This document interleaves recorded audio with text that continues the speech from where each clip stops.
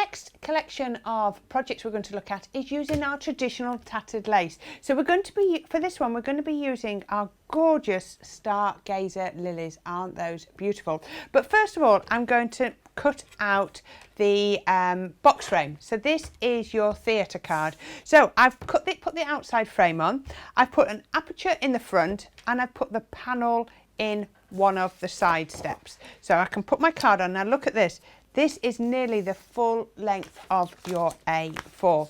Now I know that the panel is going to need a little bit of extra support and help to get it to cut, just because it's so detailed.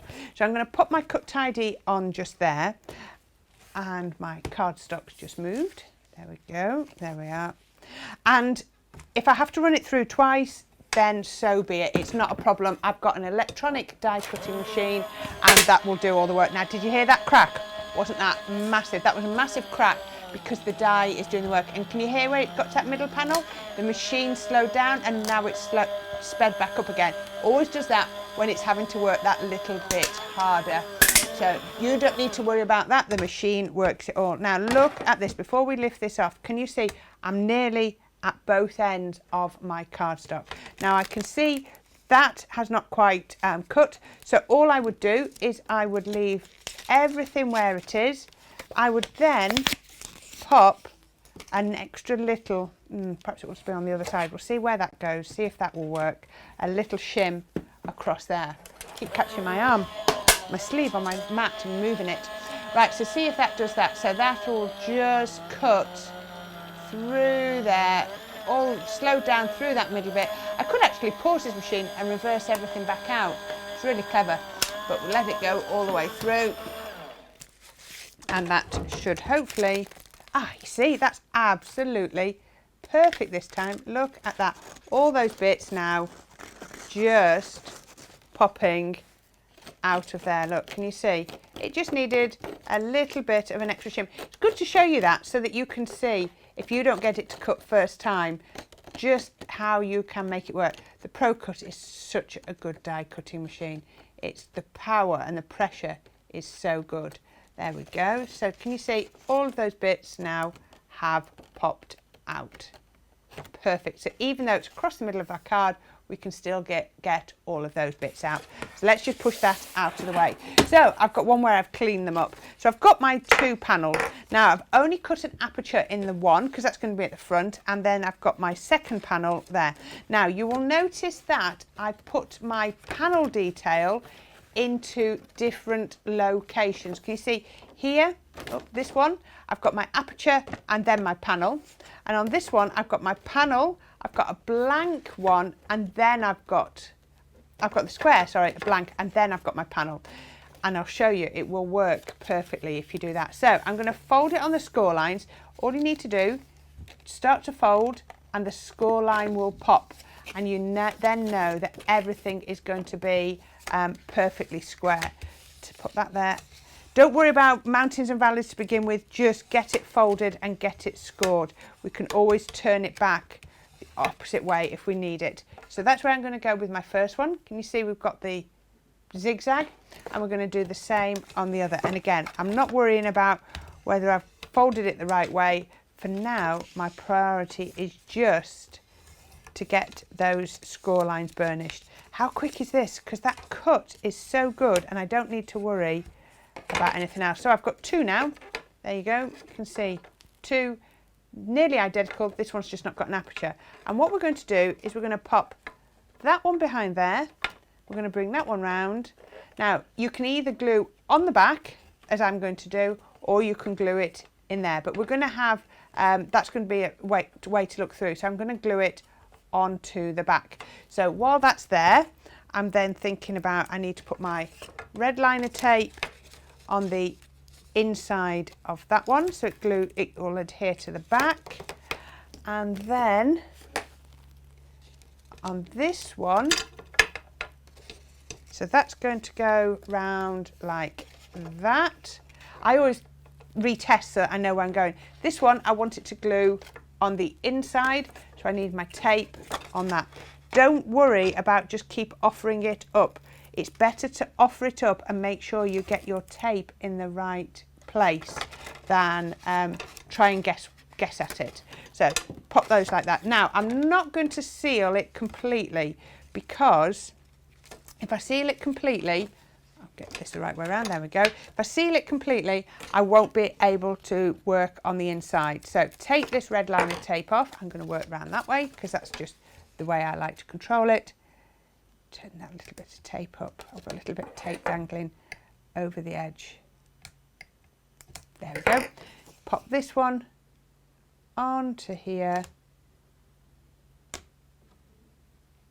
and that goes just there. There we go. So that is going to be my theatre card. Look at that. Now, we've talked about this when we were doing another collection, saying about how it's nice to then bring in all of your other dies and other paper kits if you want to. So we've got this theatre card. This could now, I'm thinking of Manor Garden, I'm thinking of picture, decoupage, all of those dies. Picture getaways would look nice. You could be building up the scene on the inside and just using the frame and the front as your frame. Just think of all the other collections that you've got and try and consider using those. So what I'm going to do now is I've got some red cardstock, and I've used my largest of my dies that came with this to cut this matte layer, and that's going to go on the inside. This is why I've not closed it up yet. That's going to go just there. Then I've got another die, and I've got this beautiful paper. This paper matches the collection. We've got all of the imagery on there, and I've actually stamped a sentiment. Now this, if you notice, there has got the same detail as we've got on our frame. So everything will work beautifully. And I've just stamped a sentiment just in the middle. So now I've decorated the inside, I can then close it up. So we can take that, get my red liner backing off, and then just offer it up just there. There we go. Perfect. Once that's sealed, I've then got another frame, and I'm keeping it simple because I've got some beautiful, beautiful flowers, and I'm just going to cut, I've just cut a red frame to go around there.